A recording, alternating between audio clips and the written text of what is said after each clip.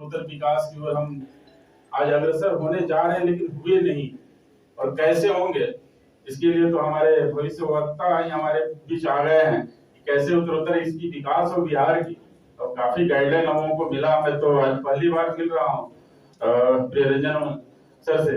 मैं त्रिवेदी सर से तो चाहूंगा कि बार बार मैं मिलूं और बिहार का कैसे विकास हो और गांवों का कैसे विकास हो। बिहार में अगर गांवों का विकास कर लेते हैं तो निश्चित तौर पे बिहार का विकास दिखेगा। बिहार के विकास में अगर भूमिका देखी जाए तो हमारे नेता माननीय सोनिया जी, राहुल जी और खड़गे साहब, बिहार के नेता हमारे आदरणीय नीतीश कुमार जी, तेजस्वी जी के नेतृत्व में आज मुझे जो विभाग मिला है पंचायती राज विभाग, तो मेरी जिम्मेवारियां काफी बढ़ जाती है पंचायती राज विभाग के नाते। क्योंकि जब भी विकास की जब बात होती है तो गाँव, अगर राहुल स्वर्गीय राजीव गांधी जी ने जो कहा था 1 रुपया दिया जाता है और 10 रुपये का काम, 15 रुपये का काम गाँव में पहुंच पाता है। विकास की गति इसीलिए धीमी हो जाती है। तो ये जिम्मेवारियां हमारी जरूर बढ़ जाती हैं जब कि बिहार का जो विकास करना है और पंचायती राज को कैसे सशक्त और सुदृढ़ करना है। और पूर्व में जैसा कि अभी हमारे कह रहे थे ब्यूरोक्रेट्स, ये शब्द एक अजब तरह की शब्द ब्यूरोक्रेट्स। और आज पूरे बिहार निश्चित तौर पे आज हम सरकार में है, मुझे नहीं कहनी चाहिए लेकिन मुझे कहने में भी कोई हिचक नहीं होती कि ब्यूरोक्रेसी जो है आज बिहार पे कहीं न कहीं हावी है या देश में हावी है। इसी का देन है कि देश और बिहार का विकास की जो गति है, जो तीव्र होनी चाहिए था, जो रुकी हुई।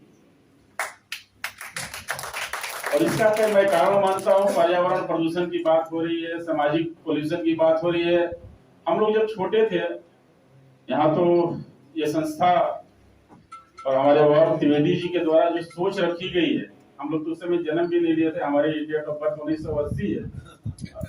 तो हम लोग अगर पैदा भी हुए तो बहुत कम उम्र के थे। हम लोग को पता नहीं था कि साइंस क्या होती है, कंप्यूटर क्या होता है और किस तरह की टेक्नोलॉजियां और कैसे रोजगार सृजन में किस तरह से बिजनेस मैनेजमेंट किया है आपने उस समय सोच रखी।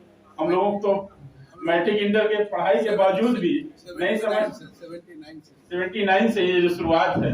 हम लोग तो मैट्रिक इंटर करने के बावजूद सुने कि कंप्यूटर साइंस क्या होती है और कंप्यूटर की पढ़ाई से रोजगार मिलेगा। हम लोग उस समय जाए, लेकिन आपकी सोच जब 79-80 में रही है तो निश्चित तौर पे कहीं ना कहीं आपकी जो सोच है इस देश को नया दिशा और एक नया आयाम देगा। और निश्चित तौर मैं आपको आश्वस्त करता हूं सर कि मेरे विभाग के द्वारा जो भी आपने प्रस्ताव भेजा है कैबिनेट की मंजूरी के लिए, मैं निश्चित तौर पे माननीय नीतीश कुमार जी से मिलकर के इस प्रस्ताव की मंजूरी भी दिलाऊंगा। और हमारी तो कुछ लग भी नहीं रही है, बिहार सरकार की पंचायती राज की कुछ लग भी नहीं रही।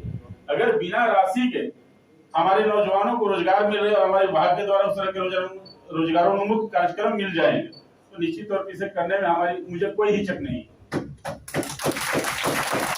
तो बात करें हम प्रदूषण की, बात कर रहे थे पोल्यूशन की, हमारे अजय भैया भी कह रहे थे कि माइंड पोल्यूशन।